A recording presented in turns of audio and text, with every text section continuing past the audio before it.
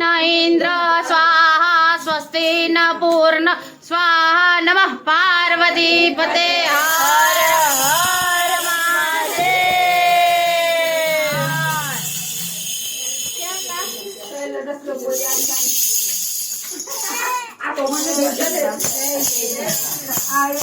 ભગવાન શ્રી રામે આપણને નિમંત્રણ આપ્યું છે અને આ અયોધ્યાથી અક્ષત આપણને પૂજન કરવા માટે આપેલા છે।